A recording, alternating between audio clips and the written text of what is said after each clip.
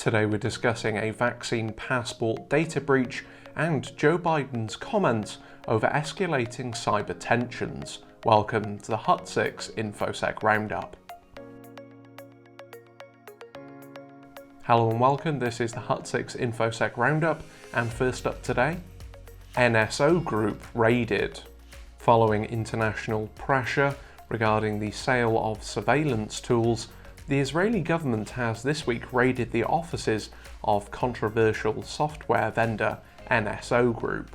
Announced by the Israeli Ministry of Defense, the investigation comes after it was revealed that the company had sold its software, known as Pegasus, to multiple oppressive governments who used it to spy on journalists, dissidents, and political rivals. With NSO Group stating that they welcome the inspection, the company last week absolved themselves of responsibility, claiming that it was not them but their customers that were deserving of condemnation.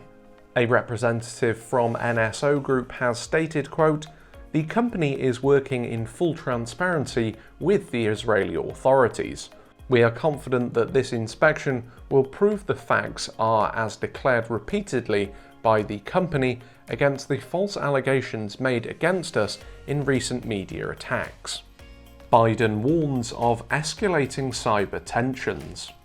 During a speech to the National Counterterrorism Center of the Office of the Director of National Intelligence, US President Biden has speculated that if the US were to enter a so-called hot war, it would likely be because of a cyber breach of great consequence.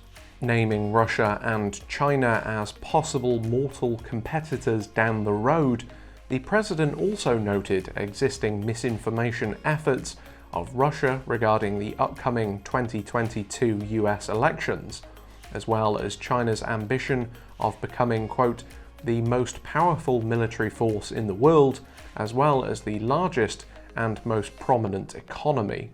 Following many significant cyber attacks on critical infrastructure, including the Colonial Pipelines and JBS ransomware incident, the president also recently warned Russian President Putin that the US will take any necessary action to defend its people.